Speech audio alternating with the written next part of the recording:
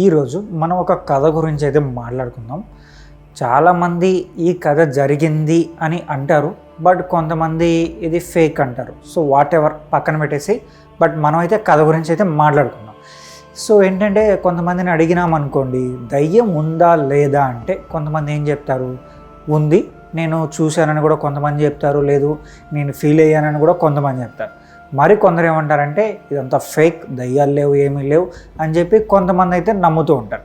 But what ever మీకేమనిపిస్తుందో కూడా కింద comment చేయండి. అంటే మీరు దయ్యాన్ని నమ్ముతారా లేదంటే నమ్మరా అనేది ఒకసారి కామెంట్ చేసి చెప్పండి. సరే, కథ ఏంటనే దాని గురించి అయితే మాట్లాడుకుందాం. ఢిల్లీ కంటైన్మెంట్ జోన్ అనమాట. సో దీని గురించి మీరు ఇప్పటికే కొన్ని ఆర్టికల్స్లో కానీ ఫొటోస్లో కానీ వినే ఉంటారు. ఏంటంటే వైట్ శారీ గోస్ట్. సో దీని గురించి మీకు తెలిసే ఉంటుందని నేను అనుకుంటున్నాను. సరే, మనం ఒకసారి డిస్కస్ చేద్దాం. ఈ వైట్ శారీ గోస్ట్ ఎవరు, అసలు ఈ ఢిల్లీ కంటైన్మెంట్ జోన్లో ఈ వైట్ శారీ గోస్ట్ గురించి ఎందుకు మాట్లాడుతున్నారనే దాని గురించి మనం అయితే మాట్లాడుకుందాం. సో మీరు ముందుగా మా ఛానల్ని సబ్స్క్రైబ్ చేసేసుకోండి. సో ఇంతవరకు చూసారంటే కొంచెం ఏదో ఇంట్రెస్టింగ్ అనిపించి ఉంటుంది మీకు. మీరు మా ఛానల్ సబ్స్క్రైబ్ కొట్టేశారంటే మాత్రం మనం ఫుల్ వీడియోలోకి వెళ్ళిపోదాం అనమాట. అయితే ఈ ఢిల్లీ కంటైన్మెంట్ జోన్లో ఒక వైట్ శారీ గోస్ట్ అయితే ఉంది. తిను నైట్ పూట అంటే 1 నుంచి 4 లోపల ఒకవేళ ఆ రోడ్లో ఎవరన్నా కారులో వెళ్ళా కానీ బైక్లో వెళ్ళా కానీ వాళ్ళ వైపు రావడం కానీ లేదంటే వాళ్ళని వెంబడించడం కానీ జరుగుతుంది. If in case any mistake జరిగితే ఆ టైంలో ఏదైనా యాక్సిడెంట్ జరగచ్చు, అంటే ఈ గోస్ట్ వల్లే యాక్సిడెంట్ జరగచ్చు అని కూడా కొంతమంది అయితే మాట్లాడుతున్నారనమాట. బట్ మీరు ఒక క్వశ్చన్ అడగచ్చు, మరి గోస్ట్ని చూసారా అంటే సో కొంతమంది మేము చూసాం, మేము ఫీల్ అయ్యామని చెప్తున్నారు. మరి కొందరైతే ఇదేం లేదు, ఫేక్ అని చెప్తున్నారు అనమాట. అసలు ఈ వైట్ శారీ గోస్ట్ ఎవరు, అసలు అక్కడ ఎందుకు ఉందో అని కూడా ఒక కథ అయితే ఉందన్నమాట.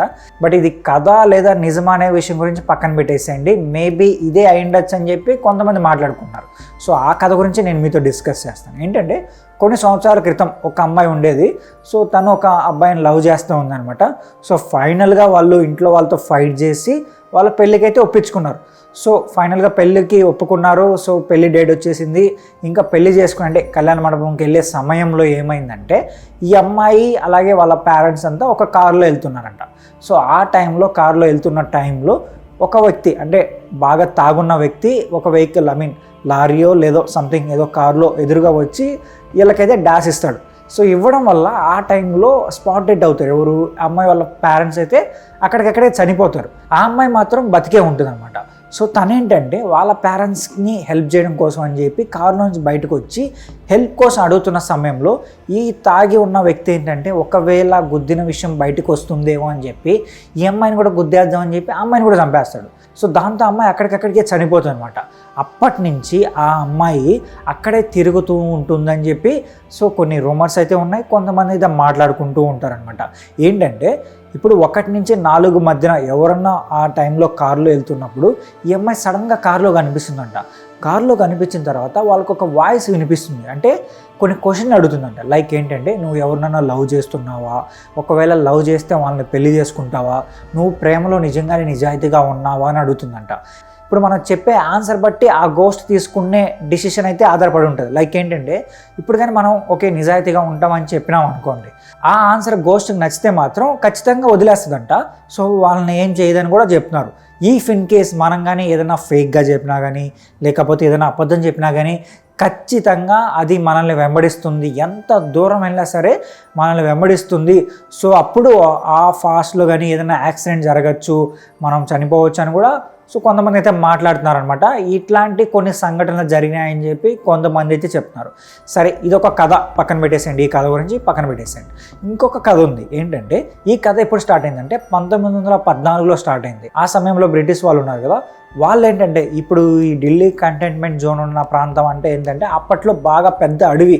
సో ఆ టైంలో బ్రిటిష్ వాళ్ళు వాళ్ళ సైనికుల కోసం ఒక బేస్ క్యాంప్ అయితే ఏర్పాటు చేస్తున్నారు అనమాట. సో ఆ బేస్ క్యాంప్లో సమీపంలోనే యుద్ధం జరిగేది. సో ఆ యుద్ధం జరిగే టైంలో ఏంటంటే చాలామంది అయితే చనిపోయారు కదా, వాళ్ళని ఈ కంటైన్మెంట్ ఢిల్లీ కంటైన్మెంట్ ప్లేస్ ఉంది కదా, అక్కడే పూడ్చిపెట్టారంట.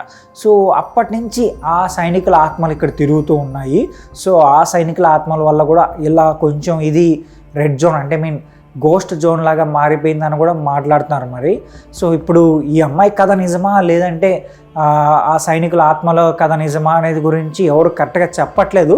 బట్ చాలామంది ఏమంటున్నారంటే ఈ సైనికుల్లో ఆత్మను మేము చూసామన్న దానికన్నా ఈ వైట్ సారీ గోస్ట్ని ఎక్కువ మంది చూశారని కూడా చెప్తున్నారనమాట. సో నైట్ టైం ఎక్కువగా వాళ్ళకి అలా కనిపించి ఉండి ఏమన్నా అలా మాట్లాడుతున్నారా అంటే కొంతమంది అయితే మాత్రం బల్లబుద్ధి చెప్తున్నారు, నేను చూశానని చెప్తున్నారు. మరి కొందరు అయితే లేదు లేదు నువ్వు భ్రమపడ్డామని చెప్తున్నారు. సో ఇందులో ఏది నిజమో తెలియదు కానీ సో ఇదంతా నిజమా కథ అంటే మాత్రం కథ ఉండొచ్చు లేదా నిజమా ఉండొచ్చు. దయ్యాన్ని నమ్మే వాళ్ళు ఇది నిజమని ఫీల్ అవుతారు, దయ్యాన్ని నమ్మని వాళ్ళు ఇది కథ అని ఫీల్ అవుతారు. సో మీరు ఏ కేటగిరీ, అంటే మీరు దయ్యాన్ని నమ్ముతున్నారా లేదంటే నమ్మలేదా? సో మీకేమనిపించిందో కూడా కింద కామెంట్ చేసి చెప్పండి. ఒకవేళ ఈ వీడియో నచ్చితే, మీకు నచ్చిందని నేను అనుకుంటున్నాను. సో ఒక్కసారి మా ఛానల్ సబ్స్క్రైబ్ చేసేసారంటే ఇలాంటి మోర్ ఇంట్రెస్టింగ్ వీడియోస్తో నేను మీ ముందుకు వచ్చేస్తాను.